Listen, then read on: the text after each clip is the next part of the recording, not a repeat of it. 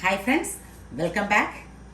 എനിക്ക് ഇവിടെ നല്ല കുറച്ച് ഫ്രഷ് ചീര കിട്ടിയിട്ടുണ്ട്, പച്ച ചീര. ഇത് എൻ്റെ ഫ്രണ്ട് കൊണ്ട് തന്നതാണ്. അതുകൊണ്ട് പെസ്റ്റിസൈഡൊന്നും ഇല്ലാത്ത നല്ല ഫ്രഷ് ചീരയാണ്. നമ്മുടെ സൗദി അറേബ്യയിൽ തന്നെ ഉണ്ടായ ചീരയാണ്. അപ്പോൾ ഈ ചീര കൊണ്ട് ഞാനൊരു തീയൽ വെക്കുവാണ്. നമ്മൾ സാധാരണ ചീര കൊണ്ട് അധികം തീയൽ വെക്കാറില്ലല്ലോ, പക്ഷെ ഭയങ്കര ടേസ്റ്റാണ് കേട്ടോ. നമുക്കതെങ്ങനെ വെക്കുന്നു നോക്കാം.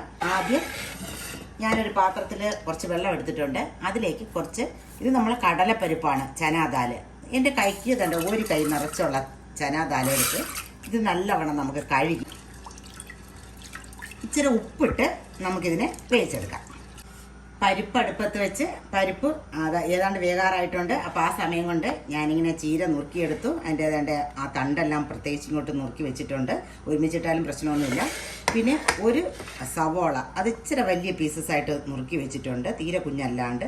പിന്നെ ഒരു 3 പച്ചമുളകും ഇച്ചിരി കറിവേപ്പില എടുത്തിട്ടുണ്ട്. നമുക്കിനി ആദ്യം വേണ്ടത് തേങ്ങ വറുത്തെടുക്കലാണ്.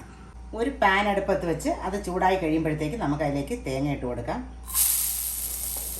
ഒരു 1.5 കൈപിടി തേങ്ങ.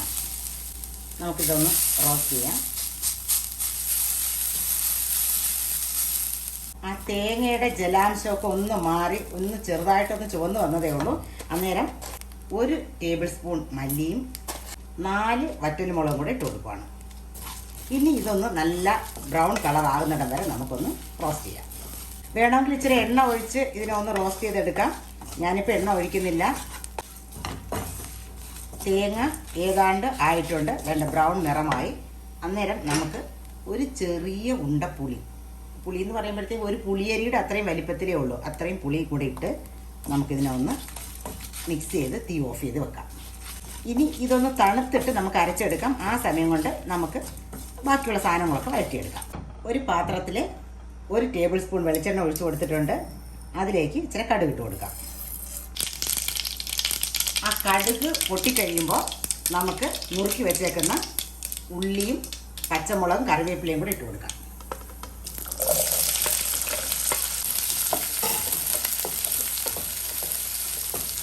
ഇതിലിച്ചിരി ഉപ്പ് കൂടെ ഇട്ട് നമുക്കൊന്ന് വഴറ്റിയെടുക്കാം. അപ്പോൾ ഇത് വഴണ്ട് വരുന്ന സമയം കൊണ്ട് നമുക്ക് തേങ്ങ അരച്ചെടുക്കാം. ഉള്ളി നല്ലവണ്ണം വഴണ്ട് വന്നിട്ടുണ്ട്. അതിലേക്ക് ഒരു ഇച്ചിരി മഞ്ഞൾപ്പൊടി ഇട്ട് കൊടുക്കാം. എന്നിട്ട് നമ്മൾ വേവിച്ച് വെച്ചേക്കുന്ന പരിപ്പ് നല്ലവണ്ണം വെന്ത് പോകാണ്ട് നമ്മൾ വേവിച്ചെടുക്കണം. ഇങ്ങനെ ഒന്ന് ഞെക്കുമ്പോൾ ഞെങ്ങാനേ പാടുള്ളൂ.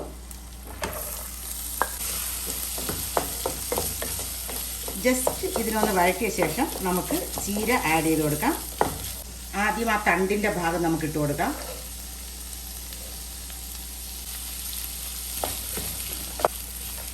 അത് ഒരു 1/2 മിനിറ്റ് കഴിഞ്ഞിട്ട് നമുക്ക് ചീരയും കൂടെ ഇട്ട് കൊടുക്കാം.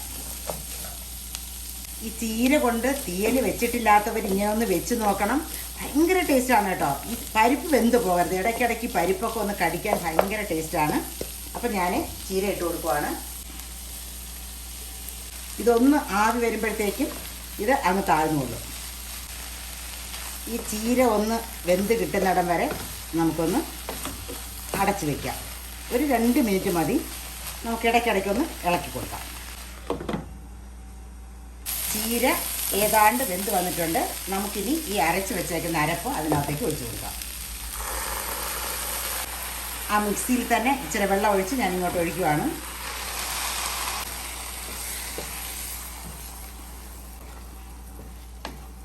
നമുക്ക് ഗ്രേവി എത്ര വേണോ അത്രയും വെള്ളം ഒഴിക്കാം. അടിപൊളി ടേസ്റ്റാണ് കേട്ടോ.